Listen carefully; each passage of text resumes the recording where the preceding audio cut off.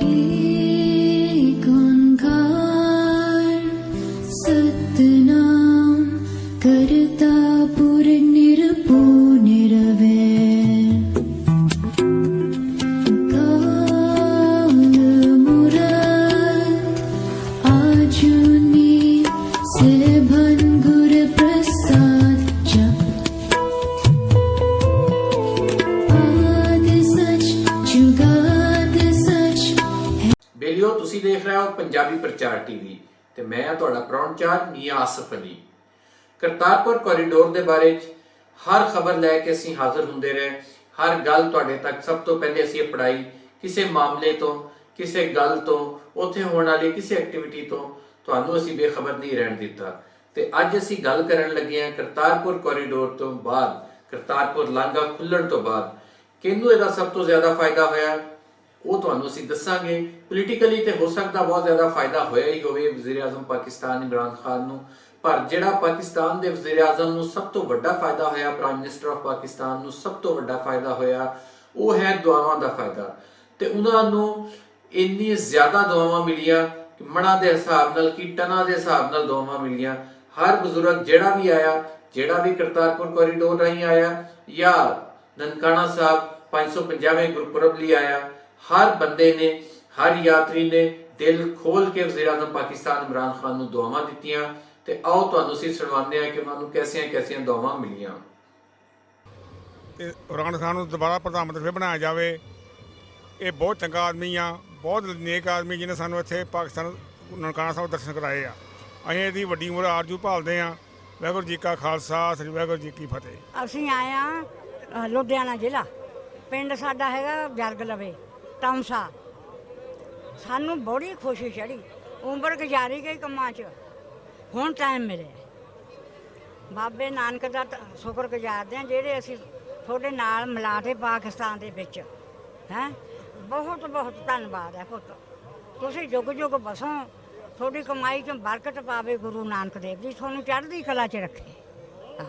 ਵਾਹਿਗੁਰੂ ਕਾ ਖਾਲਸਾ, ਵਾਹਿਗੁਰੂ ਕੀ ਫਤਿਹ। ਲੱਖ ਲੱਖ ਵਧਾਈਆਂ ਸਾਰੇ ਜਗਤ ਨੂੰ ਗੁਰੂ ਨਾਨਕ ਦੀਆਂ, ਤੇ ਸਲਾਮ ਖਾਨ ਨੂੰ ਤੇ ਸਿੱਧੂ ਸਾਹਿਬ ਨੂੰ ਲੱਖ ਲੱਖ ਵਧਾਈਆਂ ਜਿਨ੍ਹਾਂ ਸਾਨੂੰ ਦੋਵਾਂ ਨੂੰ ਇੱਕ ਕੀਤਾ।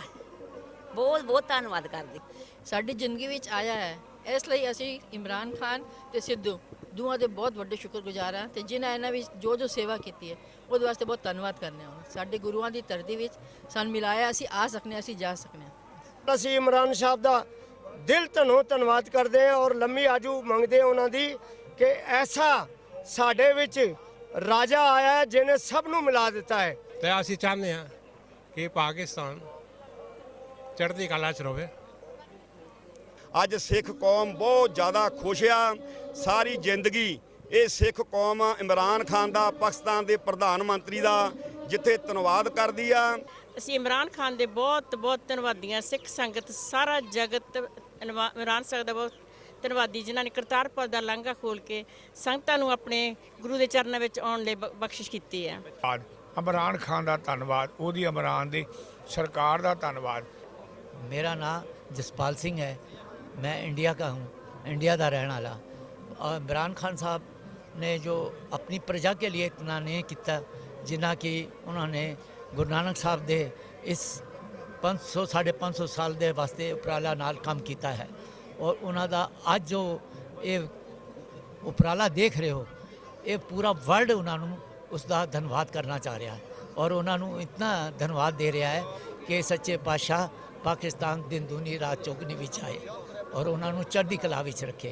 ਇਮਰਾਨ ਸਾਹਿਬ ਦਾ ਹੋਰ ਵੀ ਜਿਹੜਾ ਇਹਨਾਂ ਦਾ ਪਾਰਲੀਮੈਂਟ ਹੈ, ਸਾਰਿਆਂ ਦਾ ਮੈਂ ਬਹੁਤ ਬਹੁਤ ਧੰਨਵਾਦ ਕਰਦਾ ਜਿਨ੍ਹਾਂ ਨੇ ਤਨ ਮਨ ਧਨ ਨਾਲ ਸੇਵਾ ਕਰਕੇ ਕਰਤਾਰਪੁਰ ਨੂੰ ਜਿਹੜਾ ਕਾਰੀਡੋਰ ਦਾ ਜਿਹੜਾ ਉਹਨਾਂ ਨੇ ਰਸਤਾ ਸਾਰੀ ਸਿੱਖ ਸੰਗਤਾਂ ਇੰਡੀਆ ਵਾਸਤੇ ਖੋਲ੍ਹਿਆ, ਉਹਨਾਂ ਦਾ ਬਹੁਤ ਬਹੁਤ ਧੰਨਵਾਦ ਹੈ। ਤਹਿ ਦਿਲ ਤੋਂ ਧੰਨਵਾਦ ਹੈ ਉਹਨਾਂ ਦਾ।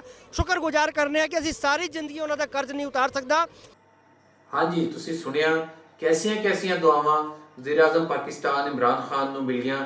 कैसे बुजुर्ग, कैसे वडेरी उम्र के लोग जेड़े आए, जेड़े रुंदे हुए दुआवां दिंदे रहे वज़ीर आज़म इमरान खान नूं कि ऐसा काम सी शायद कदी ना हो सकता।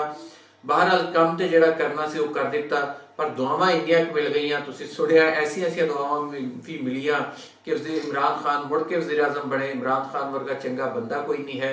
तो इमरान खान ने वाकई ਸਾਡੇ ਸਿੱਖ ਭੈਣ ਭਰਾਵਾਂ ਦੇ ਦਿਲ ਜਿੱਤ ਲਏ।